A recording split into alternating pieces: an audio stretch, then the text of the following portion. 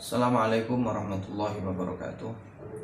Alhamdulillah wa syukurillah, wassalatu wassalamu ala rasulillah, wa la hawla wa la quwwata illa billah, amma ba'dah.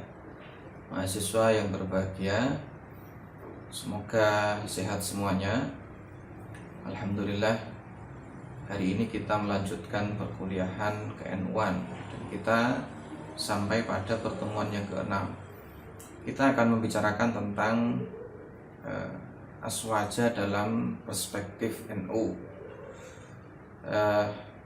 Jadi kalau kita berbicara tentang ahlus sunnah atau aswaja, maka term ini dalam konteks global atau dalam konteks internasional merujuk pada siapa saja atau golongan mana saja selain golongan Syiah. Jadi kalau ada orang mengatakan dirinya Sunni, ya berarti mereka adalah ahlus sunnah, ya, karena dalam konteks internasional ahlus sunnah juga disebut Sunni, dan istilah Sunni ini berarti lawan dari Syiah. Maka setiap golongan, setiap kelompok yang bukan Syiah mengklaim diri mereka sebagai ahlus sunnah atau Sunni, ya, dan mereka memiliki pandangan masing-masing terkait dengan makna ahlus sunnah itu atau makna Sunni itu, ya. Bahkan Wahabi sekalipun, ya, itu mengklaim diri mereka sebagai ahlus sunnah atau Sunni, ya, karena mereka memang bukan Syiah, ya. Maka setiap golongan yang merasa diri mereka itu tidak Syiah, mereka pasti mengklaim diri mereka adalah ahlus sunnah, ya, karena banyaknya klaim tersebut, ya, setiap golongan mengklaim diri mereka ahlus sunnah, ya, maka NU merasa perlu untuk memiliki pandangan sendiri terkait dengan makna ahlus sunnah itu, sehingga NU punya karakter, punya ciri khas dengan penafsirannya terhadap aswaja itu yang membedakan, ya, makna aswaja dalam NU dengan aswaja milik golongan lain, ya. Maka muncullah istilah aswaja an-nahdiyah atau ahlus sunnah wal jamaah an-nahdiyah.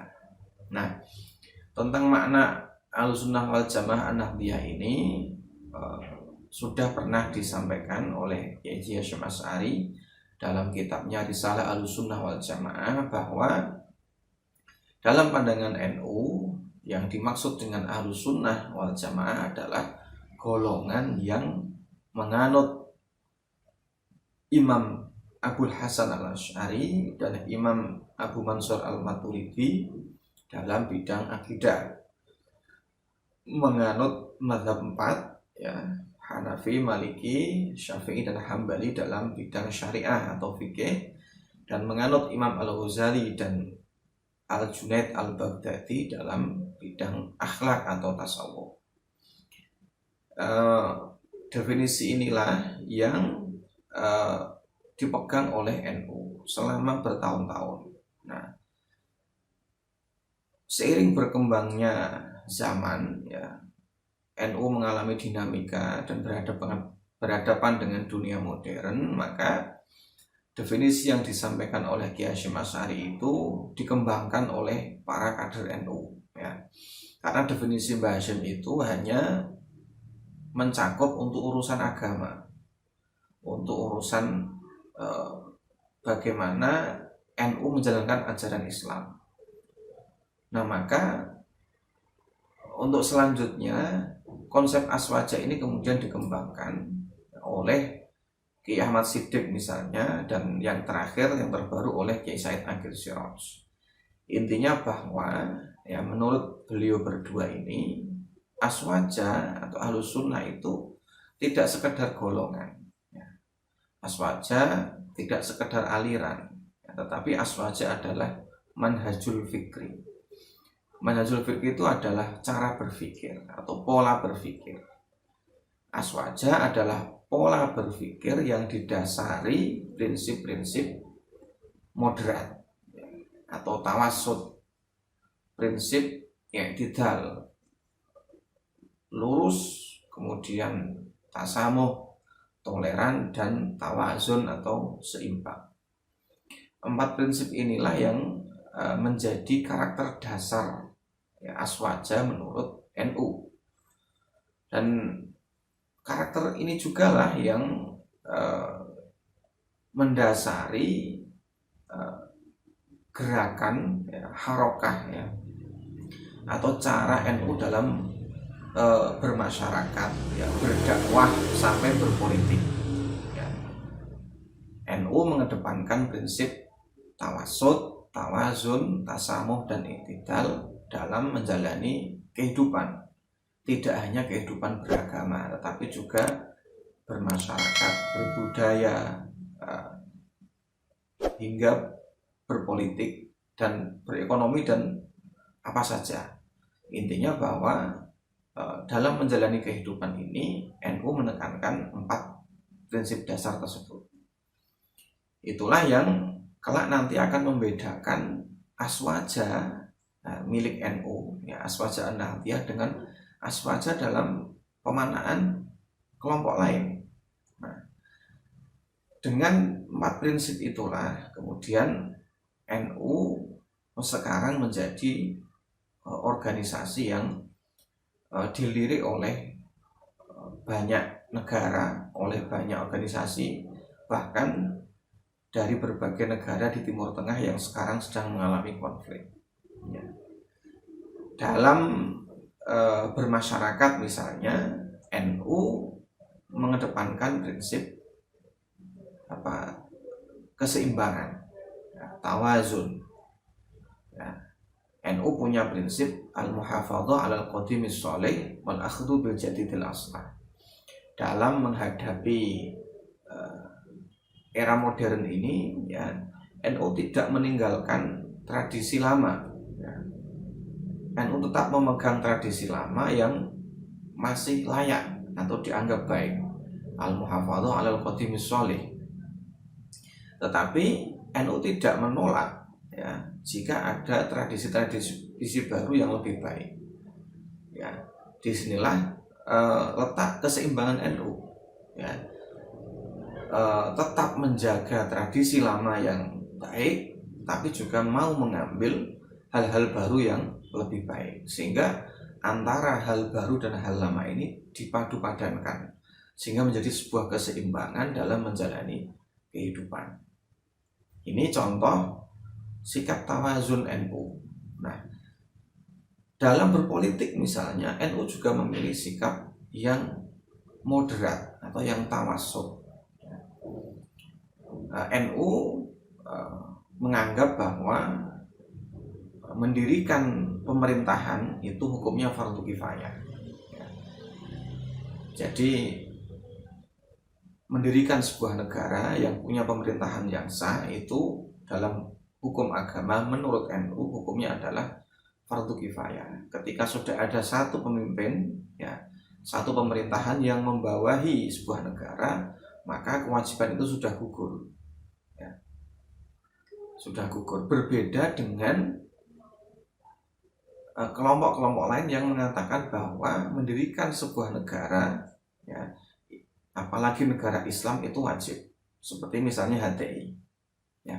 HTI berpandangan bahwa khilafah itu wajib ditegakkan. NU tidak demikian ya. NU memandang bahwa selama dalam satu negara itu sudah ada pemerintahan yang sah dan pemerintahan itu tidak bertentangan dengan ajaran Islam, maka itu sudah cukup ya, tanpa harus mendirikan negara dengan nama negara Islam.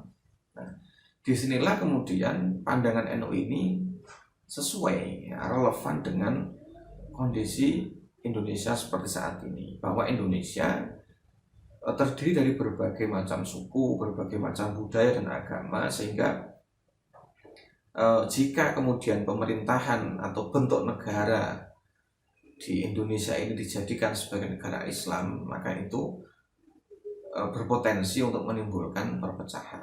Nah, maka NU sampai sekarang konsisten mendukung Pancasila ya, mempertahankan NKRI karena Pancasila dan NKRI ini adalah rumah bersama yang menyatukan semua elemen bangsa Indonesia. Itu dalam bidang politik misalnya. Nah, dalam bidang keagamaan sudah jelas ya bahwa NU juga mengusung prinsip tasamuh misalnya, atau toleran ya. Toleran terhadap kelompok lain dan toleran terhadap agama lain, sehingga NU meskipun berbeda secara ideologi, berbeda secara budaya, tetapi NU tetap bersosial dan bermasyarakat dengan orang-orang yang berbeda. Nah, karakter-karakter inilah ya yang mendasari Aswaja An-Nahdliyah dalam pandangan NU. Jadi sekali lagi bahwa Ahlussunnah wal Jamaah dalam pandangan NU adalah manhajul fikri ya, atau pola berpikir yang didasari pada prinsip moderat, tawasud ya, seimbang atau tawazun, i'tidal lurus, dan tasamuh atau toleran. Nah, 4 prinsip inilah yang menjadikan NU memiliki karakter yang khas ya, yang berbeda dengan karakter golongan-golongan lain di luar sana yang mengklaim diri mereka juga aswaja.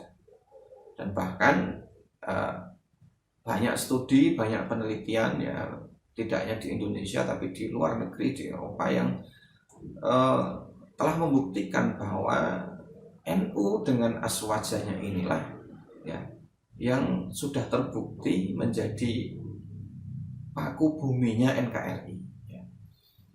NKRI sampai sekarang masih dalam kondisi yang damai, yang aman, tidak terjadi konflik bahkan peperangan. Itu salah satunya karena ada peran NU di situ yang konsisten menjaga akidah aswaja, menjaga prinsip-prinsip aswaja yang mengutamakan 4 prinsip dasar tersebut. Nah, sehingga bukan isapan jempol semata ya, bahwa memang NU punya peran besar ya, baik sebelum kemerdekaan, saat kemerdekaan, bahkan setelah kemerdekaan pun NU konsisten dan tetap kokoh teguh menjaga keutuhan NKRI sampai sekarang dari rongrongan penjajah ya, dan rongrongan dari dalam sendiri. Nah, ya, selain NU, Muhammadiyah juga ikut berperan ya. Dua organisasi ini bisa dikatakan saling bahu-membahu dalam menjaga keutuhan NKRI. Nah, tetapi khusus untuk NU, nah ini memang punya karakter yang unik, yang khas, sehingga ini menjadi sorotan dunia ya. Bahkan beberapa negara, misalnya Afghanistan ya, dan ini sudah datang ke PBNU, belajar tentang aswaja di NU, dan ingin mendirikan NU di Afghanistan untuk mendamaikan dua kelompok yang saling berkonflik di sana. Kamu bisa cek di internet, cari tentang NU di Afghanistan ya, bahwa mantan presiden Afghanistan ya, dan ulama Afghanistan pernah datang ke PBNU untuk belajar bagaimana mengurus umat Islam yang sedang berkonflik. Dan tidak hanya di Afghanistan ya, di berbagai negara di Timur Tengah yang sekarang tengah terjadi konflik ini, mencoba untuk mengadopsi ya, aswaja yang diterapkan oleh NU di Indonesia, sehingga NU dipandang sukses atau berhasil menjadi benteng kedamaian ya, benteng persatuan di Indonesia. Nah, itulah sedikit paparan tentang makna aswaja dalam pandangan NU. Jadi awalnya ya, menurut NU aswaja adalah golongan yang mengikuti 8 madhab ya, sebagaimana saya sampaikan tadi. Tetapi kemudian definisi itu berkembang seiring perkembangan zaman, dan aswaja sekarang tidak lagi disebut sebagai golongan ya, tetapi lebih kepada manhajul fikri atau pola pikir yang mendasari warga NU dalam menjalani kehidupan, yaitu tawasud moderat, ya, tawazun seimbang, i'tidal lurus, dan tasamuh atau toleran. Itu saya kira untuk pengantar kuliah hari ini. Nanti bisa dilanjutkan dengan diskusi. Saya akhiri, wallahu muwaffiq ila aqwamit thoriq. Assalamualaikum warahmatullahi wabarakatuh.